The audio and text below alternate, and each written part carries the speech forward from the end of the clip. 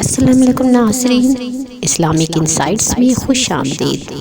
ناظرین کرام، شرعی ثبوت کے بغیر کسی مسلمان مرد یا عورت پر بدکاری یا ناجائز تعلق کی تہمت لگانا حرام اور گناہ کبیرہ ہے۔ آج کل معاذ اللہ یہ گناہ عام ہوتا چلا جا رہا ہے۔ قرآن پاک کا حکم یہ ہے کہ اگر کوئی شخص کسی بے گناہ پر زنا کی تہمت لگاتا ہے تو اس شخص سے اس دعوے پر گواہوں کا مطالبہ کیا جائے۔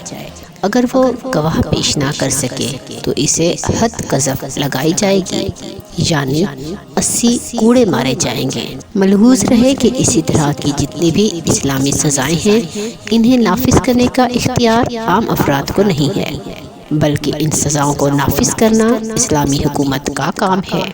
جس ملک میں شرعی اسلامی حکومت نہ ہو، شرعی سزاؤں کا نفاذ نہ ہو، تو وہاں ایسے شخص پر لازم ہے کہ سچی توبہ کرے۔ جس مرد یا عورت پر تہمت لگائی ہے، اس سے سچے دل سے معافی مانگے۔ جس طرح سے زنا کا جھوٹا الزام لگانے کی بات کو عام کیا تھا، اسی طرح اس معاملے میں خود کے جھوٹا ہونے کا اعلان بھی کرے۔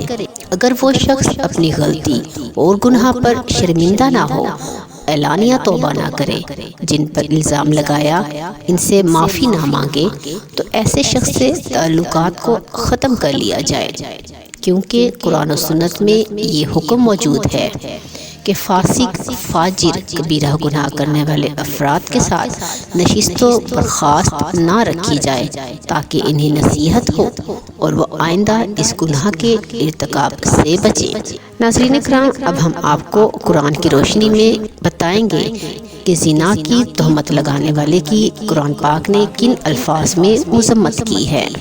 اللہ تعالیٰ نے قرآن پاک میں فرمایا ہے، بے شک وہ جو عیب لگاتے ہیں بھولی بھالی پاک دامن ایمان والیوں کو، ان پر لعنت ہے دنیا اور آخرت میں، اور ان کے لیے بڑا عذاب ہے۔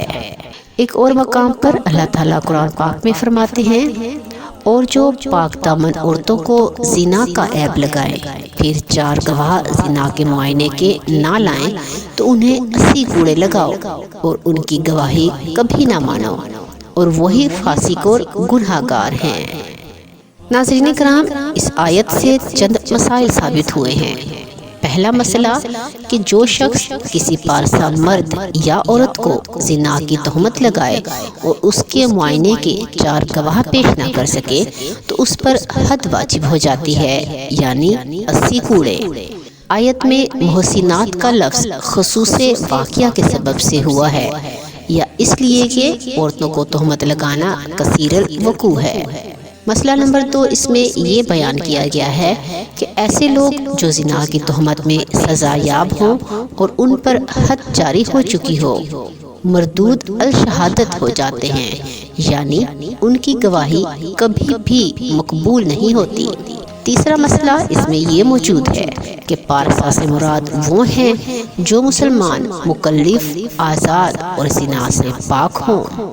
چوتھا مسئلہ ہے کہ زنا کی شہادت کا نصاب 4 گواہ ہیں۔ پانچواں مسئلہ ہے کہ حد قذف یعنی مطالبے پر مشروط ہے جس پر تہمت لگائی گئی ہے، اگر وہ مطالبہ نہ کرے تو قاضی پر حد قائم کرنا لازم نہیں ہے۔ چھٹا مسئلہ یہ ہے کہ قذف کے الفاظ یہ ہونے چاہیے کہ وہ صراحتاً کسی کو یا زانی کہے، یا کہے تو اپنے باپ سے نہیں، یا اس کے باپ کا نام لے کر کہے کہ تو فلاں کا بیٹا نہیں ہے، یا اس کو زانیہ کا بیٹا کہہ کر پکارے اور ہو اس کی ماں پارسا، تو ایسا شخص قاذف ہو جائے گا اور اس پر تہمت کی حد آئے گی۔ اب ہم آپ کو تہمت زنا کی احادیث کی روشنی میں مذمت سے آگاہ کریں گے۔ نبی پاک صلی اللہ علیہ وآلہ وسلم نے فرمایا، 7 ہلاک کرنے والے گناہوں سے بچو۔ پھر آپ صلی اللہ علیہ وآلہ وسلم نے ان میں بھولی بھالی پاک دامن مسلمان عورتوں پر زنا کی تہمت لگانے کا بھی ذکر فرمایا۔ نبی پاک صلی اللہ علیہ وآلہ وسلم نے ارشاد فرمایا، مسلمان وہ ہے جس کی زبان اور ہاتھ سے دوسرے مسلمان محفوظ رہیں۔ یہاں مسلمان سے مراد کامل مسلمان ہے، یعنی وہ شخص جو ارکان اسلام پوری طرح ادا کرے اور مسلمان اس سے محفوظ رہے، اس طرح کے مسلمانوں کی کہ وہ مسلمانوں کے حرمت والے اموال اور ان کی عزتوں کے در پہ نہ ہوں۔ زبان کو ہاتھ پر مقدم کیا کہ زبان کے ذریعے تکلیف اور ایذا پہنچانا بکثرت ہوتا ہے اور بہت تیزی سے ہوتا ہے۔ نبی پاک صلی اللہ علیہ وآلہ وسلم نے حضرت معاذ رضی اللہ تعالیٰ عنہ سے ارشاد فرمایا، تجھے تیری ماں روئے، بروز قیامت لوگوں کو نتنوں کے بل ان کی زبان کا کاٹا ہوا ہی گرائے گا۔ اللہ تعالیٰ اس فعل بد کی مذمت میں ارشاد فرماتا ہے، اور جو ایمان والے مردوں اور عورتوں کو بے کیے ستاتے ہیں انہوں نے بہتان اور کھلا گناہ اپنے سر لیا۔ نبی پاک صلی اللہ علیہ وآلہ وسلم نے ارشاد فرمایا، جس نے اپنے مملوک غلام یا لونڈی پر زنا کی تہمت لگائی، اگر وہ حقیقتاً ایسا نہ ہو جیسا کہ اس نے کہا تو بروز قیامت اسے حد قذف لگائی جائے گی۔